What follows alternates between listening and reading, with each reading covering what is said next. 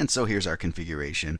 We're going to go into config mode. We're in global configuration mode. We're going to specify a hostname R1, and then we're going to specify that domain name, and the command for that is IP space domain hyphen name, and then in this case we're going to use packetlab.com. And as I said, here's the bit that gets a little weird. You might not have seen this command before. It's crypto key generate RSA. And actually you can hit enter after the RSA keyword, and then what it'll do, it'll go through these same steps, but it will prompt you for a key modulus size. The larger the key modulus size, the more secure that key is going to be. It's going to be more difficult to break. It also means that that's going to take up more CPU cycles for encrypting and decrypting. So Cisco recommends, I believe, 1024. I might be wrong on that. That's what I use. So what I did in this case was that rather than just hitting enter here, I specified the modulus size with the modulus 1024 command, and that skipped that little prompt. So then it's going to generate the key, and depending on how old your router is, this might take a little bit, so don't worry if it's, it seems like it's hung up. It's going to generate the key, and here it says, we're generating the 1024-bit RSA key, and you will get a log message that says SSH is enabled, and it's SSH version 1.99, and you're thinking to yourself, well, this fool told me there's version 1 and version 2. What the hell is version 1.99? We'll get to this in a bit. That's Cisco kind of rolling their own there with that terminology. But you can see here that after you enter this command, that's when SSH is actually enabled. And I'm going to go ahead and create the local username, which is going to be packetlab.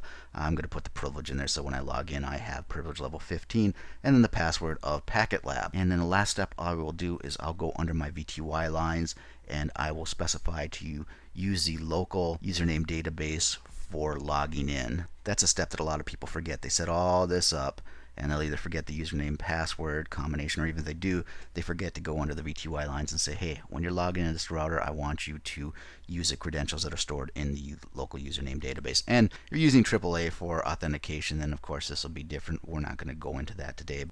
And that's it. After you've configured this, you will have SSH fully functioning on your router, establishing an SSH connection between two Cisco devices. So when you configure a Cisco device for SSH, as we just did on R1, you're actually configuring the SSH server. Connect to this SSH server from another Cisco device, you will use the SSH command.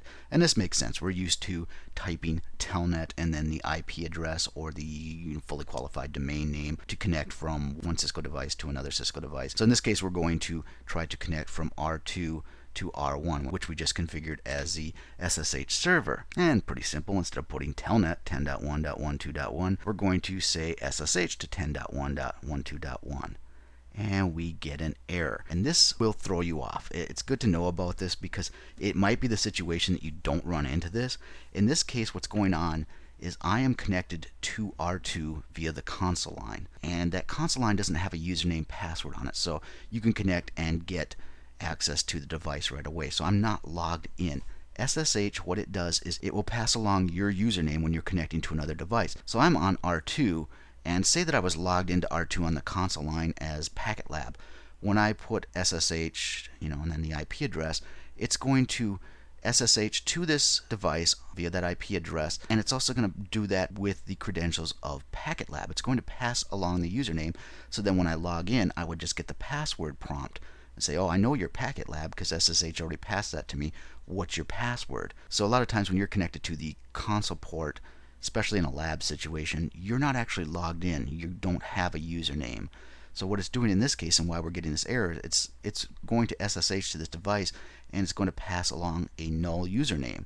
And it's going to say, well, you didn't specify a user. The question mark is your friend, so you could always type SSH question mark and figure this out. But if you do a -L, and that's an L, not a 1, the font's kind of goofy, and then that's going to be login. That's your login user ID. And you specify that, and then the IP address or the fully qualified domain name, whichever way you're rolling with this. Now it's going to pass along packetlab rather than that null username, and you're going to get your password prompt. So I log in with my password, and we'll look at the verification commands a little bit later, but show SSH is one of them. And you can see here that we've got an in and out sessions, and the username being used is packetlab. That was passed along with this -L. Version 2 and then the compatibility mode of V1 and V2 have exactly the same sequence of presentation as does SSH version 1. It just doesn't support the login banner. So you may have to go through and change, the banners that you're presenting, and you have to be aware of the order that they're being presented based on which version of go from here, based on whether you're running Telnet or SSH. And the easiest way to show this, I'll jump over here and show it to you on the command line right now, but it is something to keep in mind because it's a little bit of a mind fuck. No, don't do that. It's a little bit of a mind fuck when the first time somebody logs in via SSH and it's not displaying the login banner, or it does display it, but oh fuck me, stop that bullshit. So the big takeaway though is that you probably want to utilize the login banner rather than the message of the day banner to make your presentation of the legalese, because go from here, boy. I'm just freaking jazz scatting this motherfucker. All right, but the big takeaway here is that go from here. The big takeaway from this is that when you're moving from Telnet to SSH, you may have to change which banner you use. If you're using the message of the day banner, that'll still work with the SSH, but it's going to be displayed after a user logs in, and that might not meet the requirements. Go from here. And that might not meet the legal requirements that you need. So you'll want to switch to the login banner because that's going to be displayed before a user logs in, and then you're probably not going to want to support SSH version 1 because it's not displayed at all.